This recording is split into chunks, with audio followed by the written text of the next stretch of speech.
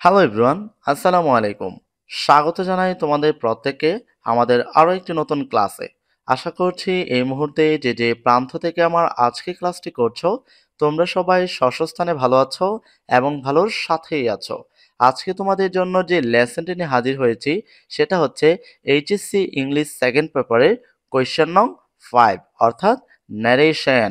So তুমি আজকে বুঝতেই পারছো আমরা যে টপিকটি নিয়ে কথা বলবো সেটা হচ্ছে ন্যারেশন। সো ক্লাসটি শুরু করার আগে আমি তোমাকে জানাতে চাই, আজকের ক্লাসটি করার আগ মুহূর্ত পর্যন্ত ন্যারেশন নিয়ে যদি তোমার মনের ভিতর বাধা বিপত্তি কিংবা ভয় থেকে থাকে, তাহলে আজকের ক্লাসটি তুমি যদি প্রথম থেকে শেষ অবধি করো, তাহলে আমি তোমাকে কথা দিচ্ছি তোমার মনের ভিতরে থাকা ন্যারেশন নিয়ে যত ভয় বাধা বিপত্তি থাকুক না কেন, ইনশাল্লাহ সেটা দূর হয়ে যাবে। সো চলো কথা না বাড়িয়ে ক্লাসটি শুরু করা যাক।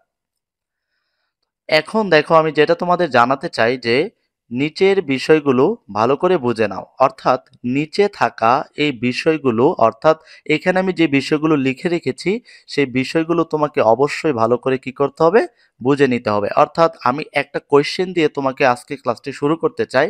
এখন তোমার পাশে থাকা বা তোমার সাথে থাকা কোনো বন্ধু বা কোনো ফ্রেন্ড যদি সে ন্যারেশন পারে, তাহলে ডেফিনেটলি তুমি ধরে নিবা এই বিষয়গুলোর সম্পর্কে সে খুব ভালো বুঝে। এখন তুমি যদি ন্যারেশন না পেরে থাকো, তাহলে অবশ্যই তুমি এটাও ধরে নিবা যে এই বিষয়গুলো সম্পর্কে জ্ঞান তোমার মধ্যে কিছুটা ঘাটতি আছে, যার কারণে তুমি ন্যারেশন কিছুটা বুঝতে পারো না। তাই তোমাকে আমি বলতে চাই, তুমি যদি এই ন্যারেশন শিখতে চাও, তাহলে এখানে থাকা যে বিষয়গুলো আছে সেই বিষয়গুলো আয়ত্ত করে নাও। তাহলে এই বিষয়গুলো আমরা একটা একটা করে তোমাদেরকে বোঝানোর চেষ্টা করি। চলো, এখানে দেখো প্রথম যেটা আছে সেটা হচ্ছে রিপোর্টিং ভার্ব, পরে হচ্ছে রিপোর্টেড স্পিচ, তারপর সেন্টেন্স, তারপর টেন্স, তারপর পার্সন, তারপর নিকটবর্তী শব্দ পরিবর্তন, তারপর হচ্ছে কি কেস। অর্থাৎ এখানে থাকা যে 7টা বিষয় আছে, তুমি যদি 7টা বিষয় না জেনে তুমি ন্যারেশন করতে চাও, তাহলে ডেফিনেটলি তুমি ন্যারেশনে কি করবা, ভুল করবা। তো তুমি যদি ন্যারেশনে ভুল করতে না চাও, আমি আবারও তোমাকে বলবো এই 7টা বিষয় ভালো করে আয়ত্ত করে নাও। তাহলে আমি তোমাকে একটা একটা করে শিখিয়ে দিচ্ছি। তাহলে চলো, প্রথম হচ্ছে রিপোর্টিং ভার্ব, যেটা সংক্ষিপ্ত ফর্ম হচ্ছে আর ডট বি, মানে রিপোর্টিং ভার্ব। আর মানে কি রিপোর্টিং, আর ভি মানে কি ভার্ব। তাহলে আর বি মানে কি রিপোর্টিং ভার্ব। তাহলে যদি বলা হয় যে রিপোর্টিং ভার্বের সংক্ষিপ্ত ফর্ম কি, সেটা হচ্ছে আর ডট বি। আর এখানে দেখো reported speech equal R dot S. আর মানে হচ্ছে রিপোর্টেড, আর এস মানে কি স্পিচ। তাহলে আর এস মানে কি রিপোর্টেড স্পিচ। তাহলে ভাইয়া, এখন তোমাকে যদি কেউ বলে বলো তো রিপোর্টিং ভার্বের সংক্ষিপ্ত ফর্ম কি, আর ডট ভি। রিপোর্টের স্পিচের সংক্ষিপ্ত ফর্ম কি, আর ডট এস। এখন আরবি বলতে আমরা কি বুঝি, রিপোর্টিং ভার্ব। আর এস বলতে আমরা কি বুঝি, রিপোর্টেড স্পিচ। ঠিক আছে, এখন তোমাকে তোমার সামনে বা পরীক্ষাতে বা এক্সামে যখন একটা ন্যারেশন আসবে, তখন তুমি মনে রাখবা ওই ন্যারেশনের ডেফিনেটলি দুইটা পার্ট থাকবে, একটা হচ্ছে রিপোর্টিং ভার্ব, আর একটা হচ্ছে রিপোর্টেড স্পিচ।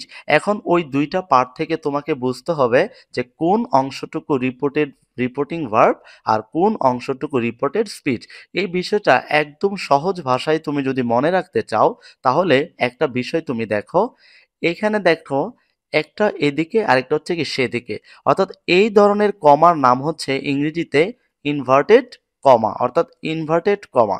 এই ধরনের কমা যদি তুমি কোথাও দেখো, তাহলে ডেফিনেটলি ওই কমার নাম কি, ইনভার্টেড কমা। এখন রিপোর্টিং ভার্ব, অর্থাৎ রিপোর্টিং ভার্ব হচ্ছে ইনভার্টেড কমার বাহিরের অংশ, আর রিপোর্টেড স্পিচ হচ্ছে ইনভার্টেড কমার ভিতরের অংশ। তাহলে তুমি যদি কোনো সেন্টেন্স খুঁজে পাও এবং সেই সেন্টেন্সের মধ্যে যদি তুমি দেখো যে ইনভার্টেড কমা দিয়ে কোনো কিছু আবদ্ধ করে রেখেছে, তাহলে সেখানকার ভিতরের অংশটুকুর নাম হচ্ছে রিপোর্টেড স্পিচ, আর এর বাহিরের অংশটুকুর নাম হচ্ছে কি, রিপোর্টিং ভার্ব। সো এই বিষয়টা আমি তোমাকে একটু ক্লিয়ার করতে চাই। দেখো, যদি এখানে তুমি খেয়াল করো যে জয় সেড টু মি, জয় আমাকে বলল আই এম আ স্টুডেন্ট, আমি একজন ছাত্র। আচ্ছা, এটার নাম কি বলতো, ইনভার্টেড কমা। তো এটার নাম যদি ইনভার্টেড কমা হয়, তাহলে আমরা কি শিখেছি যে ইনভার্টেড কমার ভিতরের অংশের নাম হচ্ছে কি, রিপোর্টেড স্পিচ। আর এই ইনভার্টেড কমার বাইরের অংশের নাম হচ্ছে কি, রিপোর্টিং ভার্ব। যেহেতু আই এম এ স্টুডেন্ট, এই অংশটুকু ইনভার্টেড কমার ভিতরে আছে, সো এটার নাম হচ্ছে রিপোর্টেড স্পিচ। আর যেহেতু জয় সেড টু মি, এই অংশটুকু ইনভার্টেড কমার বাহিরে আছে, তাই ওর নাম হচ্ছে কি রিপোর্টিং ভার্ব। তাহলে একদম সহজ ভাষায় তোমাকে যে যদি কোয়েশ্চেন করে যে বলো তো ভাইয়া রিপোর্টিং ভার্ব কি, রিপোর্টিং ভার্ব হচ্ছে ইনভার্টেড কমার বাহিরের অংশ। বলো তো ভাইয়া রিপোর্টেড স্পিচ কি, রিপোর্টেড স্পিচ হচ্ছে ইনভার্টেড কমার ভিতরের অংশ। একদম সহজ। তাহলে আমরা যদি এখন তোমাদেরকে সেন্টেন্স সম্পর্কে জানাতে চাই, মনে রাখবা সেন্টেন্স হচ্ছে মূলত 5 প্রকার। একটা হচ্ছে কি assertive, imperative, optative, interrogative, exclamatory. এখন তোমরা আমার এই কথাটা শুনে হয়তো বলতে পারো যে ভাইয়া আমরা তো সারা জীবন সেন্টেন্স পড়েছি assertive, interrogative, imperative, optative, exclamatory, কিন্তু আপনি তো এখানে অনেকটাই উল্টা লিখেছেন যে অ্যাসার্টিভের পর ইন্টারোগেটিভ হওয়ার কথা, কিন্তু সেখানে ইন্টারোগেটিভ না লিখে আপনি লিখেছেন ইম্পারেটিভ। এটাতে লেখার অর্থাৎ এটা লেখার একটা পিছনে অবশ্যই কারণ আছে, আমি এখন তোমাকে সেটা জানাবো। তুমি মনে রাখবা একটা বাক্য অথবা একটা সেন্টেন্স চেনার সব সময় দুইটা বৈশিষ্ট্য থাকে। অর্থাৎ ধরো এটা একটা বাক্য, তুমি এই বাক্যটাকে কি অ্যাসার্টিভ বলবা না ইন্টারগেটিভ বলবা না ইম্পারেটিভ বলবা না অপটেটিভ বলবা না এক্সক্লেমেটরি বলবা, এটা টোটালি ডিপেন্ড করে দুইটা অংশের উপরে। তাহলে দুইটা অংশ হচ্ছে কি, একটা হচ্ছে একটা বাক্যের আগের অংশ, আরেকটা হচ্ছে একটা বাক্যের পরের অংশ। যেমন এটা যদি একটা বাক্য হয়, দেখো এটার শেষের একটা অংশের হচ্ছে কি একটা ফুল স্টপ, একটা কি ফুল স্টপ। মনে রাখবা একটা সেন্টেন্সের শেষে কিছু অংশ থাকে, আবার আগে কিছু অংশ থাকে। যেমন প্রত্যেকটা দেখো অ্যাসার্টিভ সেন্টেন্সের শেষে কি ফুল স্টপ, ইম্পারেটিভে কি ফুল স্টপ, অপটেটিভে কি ফুল স্টপ, ইন্টারোগেটিভে কি কোয়েশ্চেন, এক্সক্লেমেটরি কি এক্সক্লেমেশন। অর্থাৎ দেখো তো প্রত্যেকটা বাক্য শেষে কিছু সিম্বল বা প্রতীক দেখতে পাচ্ছ কিনা? হ্যাঁ। আর প্রত্যেকটা বাক্যের আগে তুমি কিছু অংশ দেখতে পাচ্ছ কিনা? যেমন এটার আগের অংশ এটা, এটার আগের অংশ এটা, এটার আগের অংশ কি এটা। এই জন্য আমি তোমাকে বলতে চাই, তুমি যদি একটা বাক্য তুমি বলতে চাও যেটাকে অ্যাসার্টিভ অর ইন্টারগেটিভ নাকি কি সেন্টেন্স, অবশ্যই তুমি ওই বাক্যের শেষটা এবং আগে শুরুটা খেয়াল করবা। এখন আমি তোমাকে 5টা সেন্টেন্সের মধ্যে 2টা সেন্টেন্স একদম সহজভাবে চিনাতে চাই। দেখো একটা সেন্টেন্সের নাম হচ্ছে ইন্টারোগেটিভ, আর এটার নাম হচ্ছে কি এক্সক্লেমেটরি। অর্থাৎ এরকম ইনভার্টেড কমার ভিতরে কোনো কিছু লেখার পর যদি শেষ অংশে এই কোয়েশ্চেন চিহ্নটা থাকে, তুমি সেই অংশের নাম দিবা ইন্টারোগেটিভ সেন্টেন্স। আর যদি এরকম কোনো অংশ শেষে একদম শেষ পর্যায়ে এরকম আশ্চর্যবোধক চিহ্ন থাকে, তাহলে তুমি সেই অংশের নাম দিবা এক্সক্লেমেটরি সেন্টেন্স। ঠিক আছে? তাহলে আমরা এই দুইটা বাক্য শুরুর অংশ না দেখেও শুধু লাস্ট অথবা শেষের অংশ দেখলে কি চিনতে পারি। যেমন এই চিহ্ন থাকে তার নাম দিবা ইন্টারোগেটিভ, আর এই চিহ্ন থাকলে তার নাম দিবা এক্সক্লেমেটরি। কিন্তু এ বাদে 3টা যে সেন্টেন্স যেমন অ্যাসার্টিভ, ইম্পারেটিভ, অপটেটিভ, এই 3টা সেন্টেন্সই কিন্তু সর্বশেষে কি থাকে? ফুল স্টপ থাকে। যেমন এই 2টা বাক্য তুমি শেষে দেখেই বুঝে যাও সেটা কি সেন্টেন্স, কিন্তু এই 3টা বাক্য তুমি শেষে দেখেই কিন্তু বুঝবে না সেটা কি সেন্টেন্স। কারণ অ্যাসার্টিভ সেন্টেন্সও কি হয়? ফুল স্টপ, ইম্পারেটিভও ফুল স্টপ, অপটেটিভও ফুল স্টপ। তাই তোমাকে ডেফিনিটলি ওই বাক্যের শুরুটা দেখতে হবে কি আছে। আচ্ছা, একদম সহজ ভাষায় জানাতে চাই, দেখো যদি এরকম ইনভার্টেড কমার ভিতরে কোনো সেন্টেন্সের শুরুটা এরকম শুরুটা যদি মে দিয়ে হয় অথবা লং দিয়ে হয় অথবা হ্যাভ দিয়ে হয় আর শেষে ফুল স্টপ থাকে, তাহলে সেই বাক্যের নাম হচ্ছে অপটেটিভ সেন্টেন্স। আর যদি এরকম কোনো বাক্যের শুরুতে ভার্ব কোনো কাজ অথবা ডোন্ট অথবা নেভার অথবা প্লিজ অথবা লেট, এই অংশগুলোর কোনো একটা অংশ দিয়ে শুরু হয় আর শেষে ফুল স্টপ থাকে, তাহলে ওই বাক্যের নাম হচ্ছে ইম্পারেটিভ সেন্টেন্স। আর যদি কোনো বাক্য অর্থাৎ এরকম একটা বাক্য subject plus verb plus extension plus full stop এই স্ট্রাকচারে গঠিত হয়, তাহলে ওই বাক্যের নাম হচ্ছে কি অ্যাসার্টিভ। তুমি যদি এটা বুঝে থাকো, আমি তোমাকে নিচে 5টা বাক্য দেখাচ্ছি, তাহলে দেখো এটা হচ্ছে সেন্টেন্স। এখন এখানে আমি 1টা 2টা 3টা 4টা 5টা সেন্টেন্স লিখেছি। অর্থাৎ একটা হবে assertive, interrogative, imperative, optative, exclamatory. তো আমরা যেটা পড়েছি যে 2টা বাক্য শুধু এইরকম শেষে চিহ্ন দেখে কি বোঝা যায়? একটা হচ্ছে কি ইন্টারোগেটিভ আর হচ্ছে কি এক্সক্লেমেটরি। এখন তুমি দেখো তো ভাইয়া, এই যে বাক্যটাতে ওটা কি ইন্টারোগেটিভ কোয়েশ্চেন আছে? না। তাহলে এটা কি কোয়েশ্চেন। তাহলে এরকম ইনভার্টেড কমার ভিতরে থাকা যদি কোনো বাক্য শেষে এরকম কোয়েশ্চেন চিহ্ন থাকে, সে বাক্যের নাম ডেফিনিটলি কি গেটিভ, ইন্টারও কি গেটিভ। তো আরেকটা বিষয় এখানে তুমি খেয়াল করো, যদি এরকম কোনো ইনভার্টেড কমার ভিতরে বাক্য শেষ করে যদি এরকম একটা চিহ্ন থাকে, সেটার নাম হচ্ছে কি এক্সক্লেমেটরি। যেহেতু এখানে কি আশ্চর্যবোধক চিহ্ন আছে, সো এই বাক্যের নাম হচ্ছে কি এক্সক্লেমেটরি। তাহলে দুইটা বাক্য আমরা শুধু এরকম চিহ্ন আর এরকম চিহ্ন দেখেই বলতে পারি। আর তিনটা বাক্য যেটা, একটা হচ্ছে অ্যাসার্টিভ, ইম্পারেটিভ, অবজেক্টিভ, ওই বাক্যগুলো ডেফিনেটলি শুরুতে দেখা লাগে। দেখো এখানে আমি যদি জানাতে চাই প্লিজ, আচ্ছা প্লিজ, ভার্ব, ডোন্ট, লেট, এই শব্দগুলো যদি শুরু হয় আর শেষে যদি ফুল স্টপ থাকে, সেটার নাম কি হয় ইম্পারেটিভ। তাই বাক্যটা হচ্ছে কি ইম্পারেটিভ। আর এখানে দেখো মে, লং, হ্যাভ, এগুলো দিয়ে যদি শুরু হয় আর শেষে যদি ফুল স্টপ থাকে, ওর নাম কি হয় অবজেক্টিভ। আর এটা যদি খেয়াল করো, আই হচ্ছে কি সাবজেক্ট আর এম হচ্ছে কি ভার্ব, তাহলে subject plus verb plus extension যদি থাকে তাহলে তার নাম হয় কি অ্যাসার্টিভ। সো আশা করি তুমি কি বাক্যটা বুঝতে পারছো, ঠিক আছে। তারপরে আমরা যদি যেটা জানবো সেটা হচ্ছে কি টেন্সের পরিবর্তন, অর্থাৎ টেন্স। এখন ন্যারেশনে টেন্সের পরিবর্তন খুব দারুণভাবে তোমাকে শিখতে হবে, কারণ টেন্স তোমাকে অনেক হরহামেশাই কি করতে হবে, চেঞ্জ করতে হবে। তাহলে আমরা দেখি টেন্সটা কোথায় আছে। এখন এখানে দেখো যে টেন্সের ব্যাপারটা ভালো করে বুঝে নাও। এখন দেখো ডিরেক্ট নেরেশন আর ইনডিরেক্ট নেরেশন। আচ্ছা, ডিরেক্ট নেরেশনে আমাদের যদি এই স্ট্রাকচারগুলো থাকে, তাহলে আমাকে সেটা ইনডিরেক্ট করার সময় এই স্ট্রাকচারে কি কনভার্ট করতে হবে। আচ্ছা, তাহলে সেটা কি হতে পারে দেখো, এটা তুমি একদম মুখস্থ করে রাখবা। কেমন ভাবে দেখো, যদি বাক্যটা প্রেজেন্ট ইনডিফিনিট টেন্স হয় সেটা পাস্ট ইনডিফিনিটে কনভার্ট করতে হবে। যদি বাক্যটা পাস্ট ইনডিফিনিট হয় সেটা পাস্ট পারফেক্টে নিতে হবে। যদি বাক্যটা প্রেজেন্ট কন্টিনিউয়াস হয় সেটা পাস্ট কন্টিনিউয়াসে নিতে হবে। যদি পাস্ট কন্টিনিউয়াস হয় তাহলে পাস্ট পারফেক্ট কন্টিনিউয়াসে নিতে হবে। যদি প্রেজেন্ট পারফেক্টে থাকে তাহলে পাস্ট পারফেক্টে নিতে হবে। এটা হচ্ছে স্ট্রাকচার। মূল কথা কি, প্রেজেন্ট ইনডিফিনিট থাকলে পাস্ট ইনডিফিনিট, পাস্ট ইনডিফিনিট থাকলে পাস্ট পারফেক্ট, প্রেজেন্ট কন্টিনিউয়াস থাকলে পাস্ট কন্টিনিউয়াস, পাস্ট কন্টিনিউয়াস থাকলে past perfect continuous, present perfect থাকলে পাস্ট পারফেক্ট। এখন তোমাকে যদি এইগুলো মুখস্থ রাখতে তোমার যদি কষ্ট হয় বা এইগুলো মুখস্থ রাখতে যদি তুমি না পারো, তাহলে তুমি যেগুলো মনে রাখবা, যে যদি কোনো বাক্যে সাবজেক্টের পরে ভার্ব যেটা থাকবে, যদি ভার্বের বেস ফর্ম হয় অর্থাৎ ভার্ব 1 হয়, তাহলে তুমি সেটাকে ভার্ব 2 দ্বারা কনভার্ট করবা।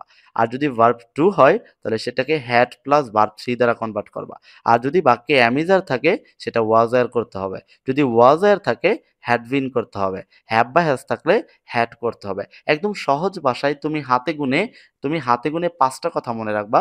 ভার্ব 1 থাকলে ভার্ব 2, ভার্ব 2 থাকলে হ্যাড প্লাস বি 3, অ্যামিজার থাকলে ওয়াজার থাকলে হ্যাড বিন, হ্যাভ বা হ্যাজ থাকলে হ্যাড। এটা জাস্ট তুমি যদি কয়েকবার পড়ো যে verb 1, verb 2 had plus V 3, am is are, was were, had been, have বা হ্যাজ, হ্যাড, জাস্ট কয়েকবার পড়লে সেটা তোমার কি হয়ে যাবে, মুখস্থ হয়ে যাবে। যেমন আমরা যদি দেখি, দেখো এখানে একটা বাক্য খেয়াল করো যে হি সেইড টু মি, সে আমাকে বলল আই লাইক ফ্লাওয়ার। আচ্ছা, এরকম একটা ইনভার্টেড কমার যুক্ত বাক্যে যদি স্যার এই বিষয়গুলা থাকে, তোমাকে এই বিষয়গুলাতে কি করতে হবে, কনভার্ট করতে হবে। যেমনটা খেয়াল করো, এখানে আই লাইক ফ্লাওয়ার, আই হচ্ছে সাবজেক্ট, তো লাইক হচ্ছে কি ভার্ব। এখন লাইক হচ্ছে ভার্বের কয় নাম্বার ফর্ম, 1 নাম্বার, ভার্ব 1। এখন আমাদের যদি লাইক ভার্ব 1 হয়, আমরা পড়েছি যদি বাক্যটাতে ভার্বটা 1 হয় তাহলে সেটাকে কি ভার্ব 2 করা লাগে। এখন এই যে আনসারটা যে আমি করেছি, এখন দেখো লাইককে আমি কি করছি, লাইকড, অর্থাৎ কি ভার্বের V2। অর্থাৎ আমরা তো পড়েছি যে ভার্ব 1 থাকলে হবে কি ভার্ব 2, যেহেতু লাইক ছিল ভার্ব 1, তাই সেটাকে আমি কি করলাম, ভার্ব 2 করলাম। এখন তুমি বলতে পারো যে ভাইয়া এই আনসারগুলো কিভাবে হলো। এখন এই আনসারগুলো কিভাবে হলো বা কিভাবে করা লাগে সেটা আমি ন্যারেশনের দ্বিতীয় পার্টে আলোচনা করব। তো এখন আমি তোমাকে ন্যারেশনের বেসিক কথাগুলো জানাতে চাচ্ছি, যে বেসিক বিষয় হচ্ছে কি, যে যদি ভার্ব 1 থাকে সেটাকে তোমাকে ডেফিনেটলি কি ভার্ব 2 তে কনভার্ট করতে হবে। যেমন লাইক ছিল ভার্ব 1, তাই আমি সেটাকে করেছি কি লাইকড ভার্ব 2, ঠিক আছে। তারপরে নিচেরটা দেখো, he said to me I liked flower, তাহলে এখানে আই সাবজেক্ট, লাইকড হচ্ছে কি ভার্ব 2। তো যদি ভার্ব 2 থাকে আমি সেটার আনসার যেটা করব সেটা হবে কি হ্যাড প্লাস ভার্ব 3। দেখো এটার আনসারটা কি হয়েছে, হ্যাড লাইকড, হ্যাড লাইকড, অর্থাৎ হ্যাড প্লাস ভার্ব 3, ভার্ব 2 ছিল তাই হ্যাড প্লাস ভার্ব 3, ভার্ব 1 ছিল তাই ভার্ব 2, ঠিক আছে। তারপর দেখো এখানে I am happy, he said to me I am happy, তাহলে আই এম হ্যাপি এখানে কি আছে, এম ইজ আর। এখানে এম ইজ আর থাকলে সেটাকে কি নিতে হয়, ওয়াজ বা ওয়ার। যেহেতু এম ইজ আর বা এম ছিল, সেটাকে আমি কি ওয়াজ বা ওয়ারে কনভার্ট করবো। যেমন দেখো এখানে আমি এম এর জন্য কি করেছি, ওয়াজ, তাই মনে রাখতে হবে এম ইজ আর থাকলে কি হয়, ওয়াজ বা ওয়ার। তারপর এখানে খেয়াল করো, হি said to me I was happy, এখানে কি আছে, ওয়াজ। তো আমরা পড়েছি যদি ওয়াজ বা ওয়ার থাকে সেখানে আমরা চেঞ্জ করব কি দিয়ে, হ্যাড বিন। যেহেতু এখানে ওয়াজ ছিল সেটা চেঞ্জ করে কি হয়েছে, হ্যাড বিন। আর এখানে তুমি দেখো he said to me I have done the work, তাহলে এখানে কি ছিল, হ্যাভ। আমরা জানি হ্যাভ বা হ্যাজ থাকলে সেটাকে কি করতে হয়, হ্যাড করতে হয়। এটা তুমি অনেকবার পাবা ন্যারেশনে, যে যদি হ্যাভ বা হ্যাজ থাকে কি করা লাগবে, হ্যাড। এখানে কি ছিল, হ্যাভ, তাই সেটাকে পরিবর্তন করে কি করছি, হ্যাড। ঠিক আছে। সো আমি তোমাকে বলবো তুমি এই বক্সটা জাস্ট কয়েকবার রিভিশন দিয়ে মুখস্থ করে নেবা, যে ভার্ব ওয়ান থাকলে ভার্ব টু থাকলে হ্যাড প্লাস বি থ্রি, হ্যামিদার থাকলে ওয়াজার থাকলে হ্যাড বিন, হ্যাভাস থাকলে হ্যাড। জাস্ট তুমি কি করবা, মুখস্থ করে নিবা। তারপর আমাদেরকে যে বিষয়টা জানতে হবে, যে টেন্স শেখার পর এটা হচ্ছে কি পার্সন পরিবর্তনের নিয়ম, অর্থাৎ পার্সন কিভাবে চেঞ্জ করা লাগে। আচ্ছা, তাহলে আমরা যদি পার্সন শিখতে চাই, এখানে তুমি দেখো পার্সন হচ্ছে সাধারণত তিন প্রকার। তুমি কি বললাম আমি, তুমি মনে রাখবা পার্সন ভাইয়া বলছে কয় প্রকার, তিন প্রকার। একটা হচ্ছে কি first person, second person, third person. এখন তুমি যে ন্যারেশন করবা সেখানে তোমাকে এই পার্সনগুলোর কিছু কাজ আছে। এখন ভাইয়া তুমি যদি নাই জানো ফার্স্ট পার্সনকে, তুমি যদি নাই জানো সেকেন্ড পার্সনকে, তুমি যদি নাই জানো থার্ড পার্সনকে, তাহলে কিন্তু তুমি একটা ন্যারেশনে তাকে পরিবর্তন করতে পারবা না। তাই তোমাকে মনে রাখতে হবে ফার্স্ট পার্সন হচ্ছে ইংলিশে I, me, my, we, us, our. অর্থাৎ এরকম ইনভার্টেড কমার ভিতরে যদি এই ওয়ার্ডগুলোর কোনো একটা ওয়ার্ড থাকে সেটা হচ্ছে কি পার্সন, ফার্স্ট পার্সন। আই থাকতে পারে, মি থাকতে পারে, মাই থাকতে পারে, উই থাকতে পারে, আস থাকতে পারে, আওয়ার থাকতে পারে। সো সে যেটাই থাকুক না কেন তুমি অবশ্যই মনে রাখবা তার নাম হচ্ছে কি ফার্স্ট পার্সন। আর ফার্স্ট পার্সন যদি সে হয় তার একটা শর্ত হচ্ছে সে ফলো করে রিপোর্টিং ভার্বের সাবজেক্টকে। তো এখানে তুমি দেখো আর ডট বি মানে আমি কি পড়িয়েছি, রিপোর্টিং ভার্ব। আর রিপোর্টিং ভার্ব জন্য কি বলেছিলাম, ইনভার্টেড কমার বাইরের অংশ। তাহলে এটা যদি ইনভার্টেড কমা হয় এই অংশের নাম হচ্ছে রিপোর্টেড স্পিচ, আর এই অংশের নাম হচ্ছে রিপোর্টিং ভার্ব। তাহলে যদি ইনভার্টেড কমার ভিতরে ফার্স্ট পার্সন মানে এগুলোর কোনো একটা ওয়ার্ড এখানে থাকে, তাহলে সে অবশ্যই ফলো করবে রিপোর্টিং ভার্বের কাকে, সাবজেক্টকে। তো এটা যদি রিপোর্টিং ভার্ব হয় তাহলে এখানে সাবজেক্টকে হি।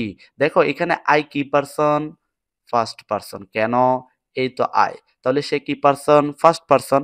ফার্স্ট পার্সন কাকে ফলো করে, রিপোর্টিং ভার্বের সাবজেক্টকে। তাই আই কাকে ফলো করবে, সাবজেক্ট অর্থাৎ হি কে ফলো করবে। অর্থাৎ এই হি কে ফলো করে সেইখানে কি হবে, চেঞ্জ হবে। তো এখানে কখন কি চেঞ্জ হবে না হবে সেটা আমরা পরবর্তী ক্লাসে আলোচনা করব, কিন্তু তুমি আপাতত জেনে রাখো এটার ভিতরে যদি ফার্স্ট পার্সনের কোনো অংশ তুমি দেখতে পাও তাকে ডেফিনেটলি রিপোর্টিং ভার্বে কাকে ফলো করাতে হবে, সাবজেক্টকে। ঠিক আছে। তারপর দেখো সেকেন্ড পার্সন ইউ, ইয়র। অর্থাৎ এটা যেমন ফার্স্ট পার্সন ছিল সাবজেক্টকে ধরেছে, এখন এর ভিতরে যদি ফার্স্ট পার্সন না থেকে সেকেন্ড পার্সন অর্থাৎ ইউ অথবা ইয়র এই তিনটা অংশের কোনো একটা অংশ থাকে, তাহলে তুমি মনে রাখবা ও ফলো করে রিপোর্টিং ভার্বের অবজেক্টকে। আচ্ছা, এটা যদি রিপোর্টিং ভার্ব হয় বা রিপোর্টিং ভার্বের একটা অংশ হয় তাহলে এটা হচ্ছে কি সাবজেক্ট, আর সেট হচ্ছে কি ভার্ব, আর মি হচ্ছে কি অবজেক্ট। তাহলে মি যেহেতু অবজেক্ট, তাহলে আমরা পড়েছি এটার ভিতরে যদি সেকেন্ড পার্সন ইউ বা ইয়োর এই অংশের একটা অংশ হয় তাহলে সে ফলো করবে কাকে, অবজেক্টকে। তো তুমি দ্বিতীয় বাক্যটা দেখো, he said to me you are happy. আচ্ছা, এটা যদি ইনভার্টেড কমা হয় এখানে সাবজেক্টে কি আছে, ইউ। আচ্ছা বলো তো ইউ কি পার্সন, সেকেন্ড পার্সন। তো ইউ যদি সেকেন্ড পার্সন হয় ও কাকে ফলো করবে, অবজেক্টকে। তাহলে এই যে ইউ যেহেতু সেকেন্ড পার্সন ও ফলো করবে কাকে, সাবজেক্টকে না, ও কাকে ফলো করবে, অবজেক্টকে। তাই রিপোর্টিং ভার্বের ওকে চেঞ্জ করলে আমরা করতে হবে কার জন্য, মি এর জন্য।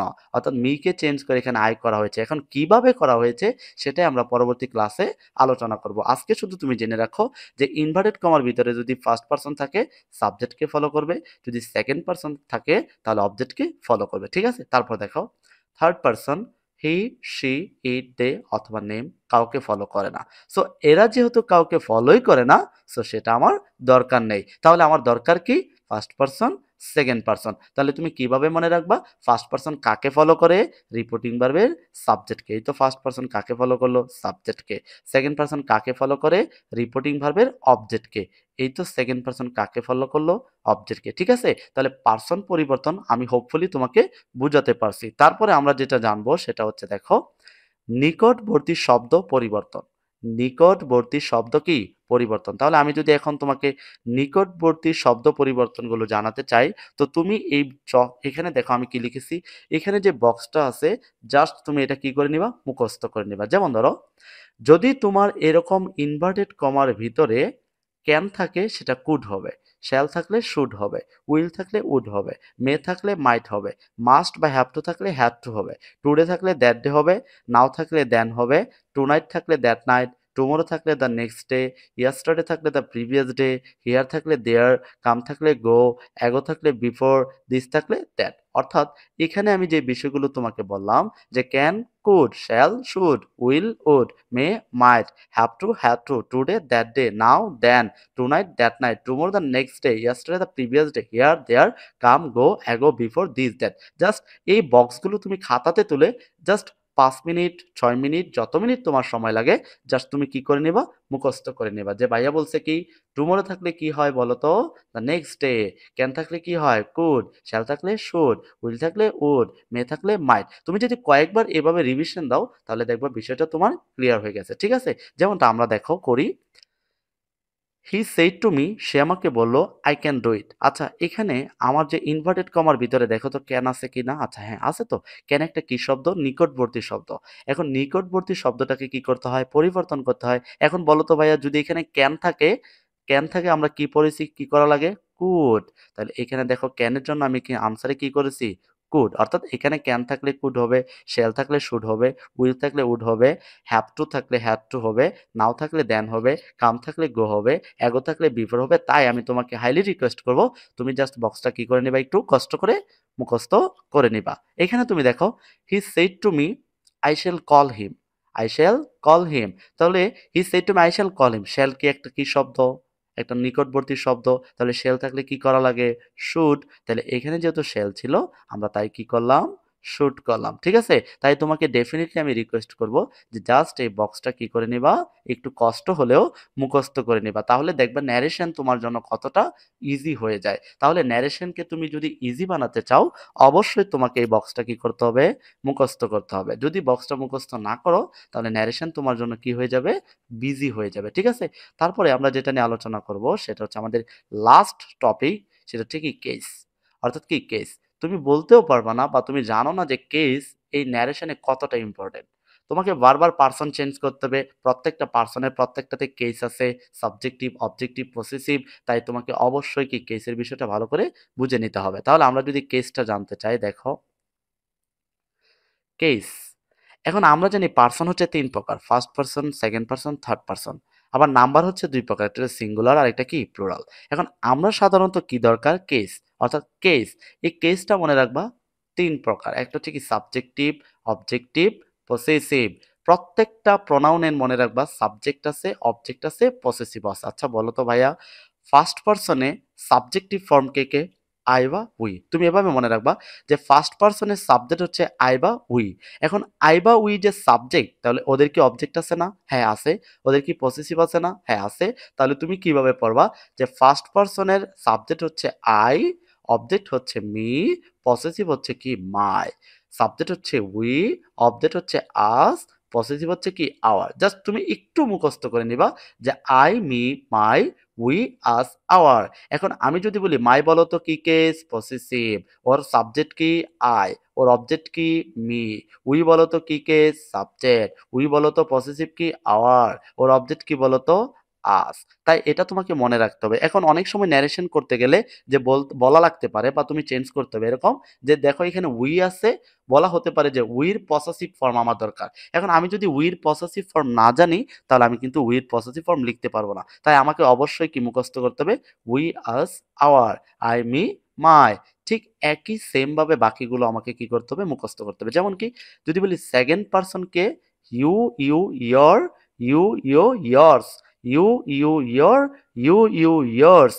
থার্ড পার্সনকে he, him, his, she, her, her, it, it, its, they, them, their. অর্থাৎ তুমি যেভাবে পড়বা I, me, my, we, us, our, you, you, your, you, you, yours, he, him, his, she, her, her, it it its, they them their. Just তুমি একটু কষ্ট করে মুখস্থ করে নিবা। আমার সাথে একবার বলার চেষ্টা করো তো।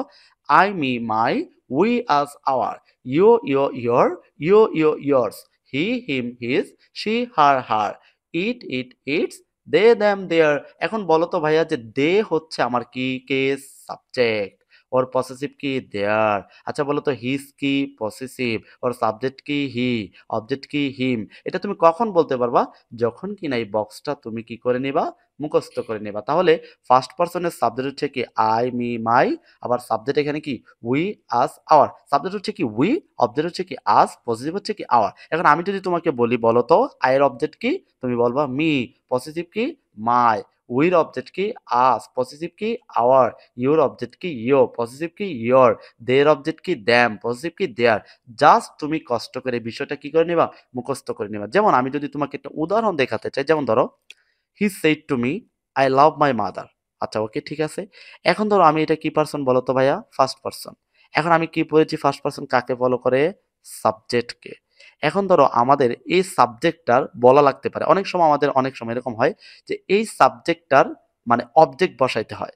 এখন আমি যদি না জানি যে এই সাবজেক্টটার অবজেক্ট কি, তাহলে কিন্তু আমার ন্যারেশনে ভুল হবে। এখন আমি যদি জানি যে এটার অবজেক্ট হচ্ছে কি, হিয়ার অবজেক্ট কি বলতো, হিম, তাহলে এটা আমার কিন্তু ভুল হবে না। আবার অনেক সময় এই সাবজেক্টের পসেসিভ বসাতে হয়, তখন তুমি যদি নাই জানো এই সাবজেক্টের পসেসিভ কি, তখন কিন্তু তোমাকে একটু ঝামেলা ফেস করতে হবে। তাই তুমি যদি ঝামেলা ফেস না করতে চাও, ডেফিনেটলি তুমি এটাকে আয়ত্ত করে নাও। এখন দেখো এখানে ধরো সাপোজ মাই আছে, এটা কি পারসন, ফার্স্ট পারসন, কাকে ফলো করবে, সাবজেক্টকে। ধরো এটা পসেসিভ আছে, এখন বলতেছে যে সূত্র যখন মানে এখন ধরো তোমার এই সূত্র বলে এটাও পসেসিভ বানাতে হবে। এখন তুমি যদি না জানো হি এর পসেসিভ কি, তাহলে কি তুমি এখানে লিখতে পারবা না। এই জন্য আমাকে বলতে হবে কি হি এর পসেসিভ হচ্ছে কি হিজ। যখন দেখো আমরা এখানে কি হিজ বানিয়েছি, তাই অবশ্যই বক্সটা তোমার কি ডেফিনেটলি ইম্পর্টেন্ট। যেমন এখানে ধরো ইউ কি পারসন, সেকেন্ড পারসন, কাকে ফলো করবে, অবজেক্টকে। এখন ধরো আমার প্রশ্ন অনুযায়ী বলা লাগতে পারে এরকম যে এই মিটাকে সাবজেক্ট বানাতে হবে। এখন আমি যদি ভাইয়া না জানি মি এর সাবজেক্ট কি, তাহলে কিন্তু আমি ভুল করব। তাই আমাকে জানতে হবে মেয়ের কি, সাবজেক্ট কি। তাহলে বলো তো মেয়ের সাবজেক্ট কি, মেয়ের সাবজেক্ট হচ্ছে কি আই। তাই এখানে আমরা কি করলাম, সাপোজ ধরো কোনো কারণে আই করেছি।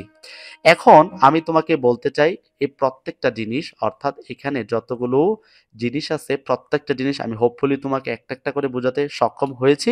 তাও যদি তুমি না বুঝে থাকো, তাহলে ক্লাসগুলো তুমি আবার টেনে করো বা পূর্বে প্রথম থেকে রিভিশন করো, দেখবে ডেফিনেটলি ক্লাসটি তুমি বুঝতে পেরেছো। সো আমি আজকে ক্লাসটি এখানেই শেষ করতে চাই। তোমরা ক্লাসটি অবশ্যই খাতা কলমে নোট করে তারপর ক্লাসটি আবার রিভিশন দিবা। তাহলে আমরা পরবর্তী কোনো ক্লাসে যখন আমরা ন্যারেশনের দ্বিতীয় পার্ট নিয়ে আসবো, ডেফিনেটলি টপিকটি তোমার জন্য সহজ হয়ে যাবে। সো তোমাদের সবার সুস্বাস্থ্য কামনা করে আমি আজকের মতো বিদায় নিতে চাচ্ছি। তোমরা সবাই ভালো থাকবে এবং ভালোর সাথেই থাকবে। আসসালামু আলাইকুম।